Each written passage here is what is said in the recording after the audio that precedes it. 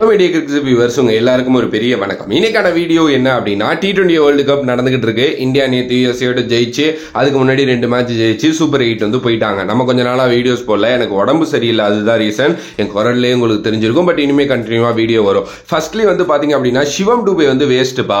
சிவம் டுபே வந்து வேற லெவல்ல விளையாடுவாருன்னு தான் எடுத்துட்டு போனாங்க. ஆனா எனக்கு தெரிஞ்சு அவரோட பொசிஷன்ல ரிங்கு சிங் எடுத்துட்டு போயிருக்கணும். அவர் வந்து ரொம்ப ரொம்ப ரொம்ப ஒஸ்டா விளையாண்டுகிட்டு இருக்காரு அப்படின்னு சொல்லிட்டு ஒரு கூட்டம் திடீர்னு வந்து பாத்தீங்க அப்படின்னா சோசியல் மீடியால சிவம் டுபேவை திட்டிக்கிட்டு இருக்கு. அண்ட் இப்ப ரீசெண்டா நான் ஹாஸ்பிட்டல் போயிருந்தேன், அங்க உட்கார்ந்து இருந்தேன், ஓகேவா, கன்சல்டேஷனுக்காக உட்கார்ந்து இருக்கிறப்போ அங்க ஒரு கும்பல் அவங்க உட்கார்ந்துகிட்டு என்ன பேசிட்டு இருக்காங்கன்னா, சிவம் டுபே எல்லாம் வேஸ்ட்டுங்க, சிவம் டுபே எல்லாம் எடுத்துக்கிட்டு எதுக்கு போறாங்க, அவரெல்லாம் வேஸ்ட், என்ன விளையாண்டாரு அப்படின்னு சொல்லிட்டு ரொம்ப கேவலமா பேசிக்கிட்டு இருக்காங்க. எந்த மேட்ச், அந்த ஒரு பாகிஸ்தான் மேட்ச்ல ஒழுங்கா விளையாடாததுனால எனக்கு சத்தியமா புரியல. விராட் கோலி 3 மேட்ச் ஒழுங்கா விளையாடல, ரோஹித் சர்மாவும் பெருசா விளையாடல, ஹர்திக் பாண்டியா பேட்டரா ஒழுங்காவே வந்து பண்ணவே இல்லை. ஸ்கை போன மேட்ச், இந்த நடந்து முடிஞ்ச மேட்ச் நல்லா பண்ணாரு. பட் அவங்க பேசிக்கிட்டு இருந்தது பாகிஸ்தான் மேட்ச், அந்த டைம் அவர் ஒழுங்கா பண்ணவே இல்லை. ஆனா சிவம் டுபே மேல மட்டும் ஏன் இப்படி தனியா ஒரு வன்மத்தை கக்குறாங்கன்னு தெரியல. அண்ட் பாய்ஸ் அண்ட் கேர்ள்ஸ், நான் இந்த வீடியோ ஒரு சிஎஸ்கே ஃபேனாலாம் நான் பண்ணவே இல்லை, ஒரு காமன் மேனாக தான் நான் பேசுறேன். இது வந்து ஹர்திக் பாண்டியாவுக்கு நடந்திருந்தாலும் நான் பேசியிருப்பேன், சூரியகுமார் யாதவுக்கு நடந்திருந்தாலும் நான் பேசியிருப்பேன். ஃபர்ஸ்ட்லி இந்திய டீம் ஓகேங்க, இதுதான் எங்களோட 11 அப்படின்னு சொல்லிட்டு ஒரு டீமை கொடுக்குறாங்க, அவங்க விளையாடுறாங்க. நியூயார்க் பிட்ச் வந்து இல்ல அமெரிக்கால இருக்கிற நிறைய பிச்சஸ் வந்து புதுசா இருக்கு. அது ரோஹித் சர்மா பிரஸ் மீட்ல அட்ரஸும் பண்ணியிருந்தாரு. பட் இதுதான் வந்து சேலஞ்ச், இப்படிதான் இருக்கும் கிரிக்கெட்னா, இதை நாங்க அடாப்ட் பண்ணி தான் விளையாடணும்னு அவர் சூப்பரா மென்ஷன் பண்ணியிருந்தாரு. ஏங்க அந்த பிட்ச் பேட்ஸ்மேனுக்கான பிச்சே கிடையாதுங்க, பவுலர்ஸுக்கான பிட்ச். பால் வந்து பாத்தீங்கன்னா சர்ரு புருன்னு எங்கெங்கயோ வந்து பாத்தீங்க அப்படின்னா போகுது. முதல் மேட்ச் அவருக்கு ஒரு 2 பால் கிடைச்சிச்சு, 2 பால் அவர் வந்து ஜெயிச்சிட்டாங்க அதுக்குள்ள இந்தியா. ஓகே, அவர் நாட் அவுட்ல பெருசா எதுவும் பண்ணல. அந்த 2 பால்ல என்ன 2 6 அடிக்க முடியும், அந்த தருணத்துல அந்த 2 6 தேவையும் இல்லை. ஓகே, 2வது மேட்ச் வந்து அவர் ஃபெயில் ஆனாரு. அதுக்குள்ள அவரை போட்டு சாத்துன்னு சாத்துறீங்களே, உங்களுக்கு எல்லாம் மனசாட்சி இருக்கா? அதுலயும் நான் காலையில இருந்து நிறைய போஸ்ட் பாக்குறேன். நேற்று கமெண்ட்ரியில முரளி விஜய் சொல்லியிருந்தாரு, அதை வச்சு நிறைய போஸ்ட் போடுறாங்க. என்னன்னா, சிவம் டுபேயோட டெக்னிக்கல் சரியில்லை, பேட்டிங் கால் வந்து நகர மாட்டேங்குது, அவர் பெருசா பவுலர்ஸ் வந்து பிக் பண்ண மாட்டேங்கிறாரு, சோ அவரே எனக்கு தெரிஞ்சு செட் ஆக மாட்டாரு இனிமே அப்படின்ட்டு. என்னைக்குடா சிவம் டுபேயோட காலு நகர்ந்து நீங்க பார்த்திருக்கீங்க?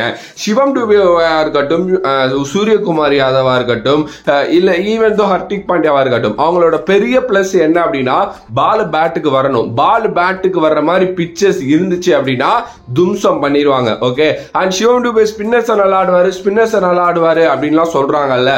எஸ், அவர் வந்து நல்லா ஆடுவார். பட் அதை விட நல்லாவே வந்து பாத்தீங்க அப்படின்னா அவர் ஃபாஸ்ட் பவுலர்ஸையும் ஆடிக்கிட்டு தான் இருக்காரு. அவர் வந்து பாத்தீங்கன்னா அந்த நியூயார்க் பிச்சில் அவரன்னு இல்லைங்க, எந்த பேட்ஸ்மேனையுமே நம்மளால வந்து பாத்தீங்க அப்படின்னா ஜட்ஜ் பண்ண முடியாது. ஆனாலப்பட்ட விராட் கோலியே ஃபெயில் ஆகுறாரு, அதை தான் சொல்றாங்க. ஆனா அதை பத்தி எல்லாம் யாரும் வந்து பாத்தீங்க அப்படின்னா பேச மாட்டாங்க. எனக்கு என்னன்னா, ஒரு நல்ல 11 எடுத்து விளையாண்டுகிட்டு இருக்காங்க. இதுல ஒரு சில பேர் வந்து ரிங்கு சிங்கை வந்து மிஸ் பண்றோம். ஏன்பா, இந்திய அணியில விளையாடக்கூடிய தகுதி உள்ளவங்க யாருன்னு அவங்களுக்கு தெரியாதா? ரிங்கு சிங் டெஃபினெட்லி மிஸ் தான், நான் இல்லைன்னு சொல்லல. பட் ஆனா நீங்க சிவம் டுபே மேல கக்கிற வன்மம் வந்து ரொம்ப பர்சனலா இருக்கு.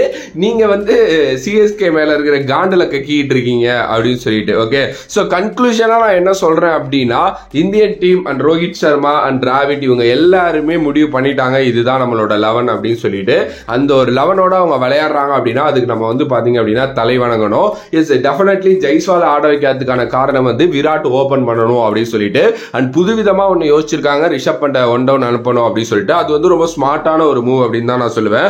அது ஒர்க் அவுட் ஆனதுனால நான் ஸ்மார்ட்டான மூவ்னு சொல்லல. ரொம்ப நாளைக்கு முன்னாடியே நான் ஒரு வீடியோல சொல்லியிருப்பேன், ரிஷப் பண்ட மேல ட்ரை பண்ணணும். எனக்கு தெரிஞ்ச ஒரு அண்ணன் சொல்லிட்டே இருக்காங்க, ஆஸ்திரேலியா வந்து ஒரு வாட்டி வந்து அப்படிதான் ஷேன் வாட்சனை ட்ரை பண்ணாங்க, அப்போ வந்து அது பயங்கரமா ஒர்க் அவுட் ஆனிச்சு அப்படின்னு சொல்லிட்டு நான் முன்னாடி ஒரு வீடியோ போட்டிருப்பேன். ஓகே, ரொம்ப நாள் முன்னாடி ஒரு வீடியோ போட்டிருப்பேன். எஸ், அது வந்து பாத்தீங்க அப்படின்னா இப்ப ஞாபகப்படுத்த விரும்புறேன்னு நினைக்கிறேன். சோ நல்ல ஒரு 11ஓட தான் விளையாண்டுகிட்டு இருக்காங்க. தேவையில்லாத வன்மங்களை கக்கி தேவையில்லாத விஷயங்களை பண்ண வேண்டாம் அப்படின்னு தான் நான் சொல்லுவேன். எஸ், இன்னும் பார்பிடாஸ் போறப்போ கேரிபியன் மாதிரி பிச்சஸ்ல வந்து பாத்தீங்க அப்படின்னா டெஃபினெட்லி பால் நின்று வரும், ஸ்பின்னர்ஸ்க்கான பிச்சஸா அது மாறும். அப்ப நிறைய பேர் கேம்குள்ள வருவாங்க. சோ அப்ப வந்து பாத்தீங்கன்னா சிவம் டுபேக்கு அது ரொம்ப நல்ல இதுவா இருக்கும் அப்படின்னு நான் நினைக்கிறேன். இந்தியான்னு ஒரு டீம் அங்க விளையாண்டுட்டு இருக்கிறப்போ சப்போர்ட் பண்ணுங்க. சம்பந்தமே இல்லாம வந்து இவனுக்கு அவனுக்கு என்னைக்கிடா கால் ஜாதகம் இருக்கு பைத்தியக்காரங்களா, என்னடா கிரிக்கெட் பாக்குறீங்க நீங்க? ஆப்வியஸ்லி அவரால் பிக் பண்ண முடியலன்னா யாருனாலுமே ஃபாஸ்ட் பவுலர்ஸ் அந்த எதுவா பிக் பண்ண முடியலதான் இந்த ஒரு வேர்ல்டு கப்ல, அதுவும் நியூயார்க் மாதிரி பிச்சஸ்ல. கேரிபியன்ல அடிக்கலையா, ஒரு மேட்ச் 2 மேட்ச் அடிக்கலையா, அப்ப நீங்க சொல்லுங்க இல்ல அவர் வந்து பாத்தீங்க அப்படின்னா கரெக்டா இல்ல அப்படின்ட்டு அக்செப்ட் பண்ணிக்கலாம். இந்த பிச்சஸ்ல யாருமே விளையாட முடியாத ஒரு பிச்சஸ்ல இவனுங்க யார் யார் தெரியுமா குறை சொல்லுவானுங்க? பாபர் அசாம, ஏன்னா ரிஸ்வானா, இவங்க மேல எல்லாம் ஒரு தனி காண்டு இருக்கு அவனுங்களுக்கு. அதை பத்தி பேசணும்னா அது பாலிடிக்ஸா மாறிடும். அடுத்து வந்து சிவம் டூபேவை இவங்களை சொல்லுவாங்க. ஆனா அதே பிச்சில் ரோஹித் சர்மா விளையாடலன்னா ஒன்னும் சொல்ல மாட்டாங்க, வேற லெவல் கேப்டன் பா, லோ ஸ்கோரை டிஃபெண்ட் பண்ணிட்டான்னு சொல்லுவாங்க. இது வந்து தோனி காலத்துல இருந்தே நடந்துகிட்டு தான் இருக்கு. ஓகே, விராட் கோலி விளையாடலன்னா எதுவுமே பேச மாட்டாங்க.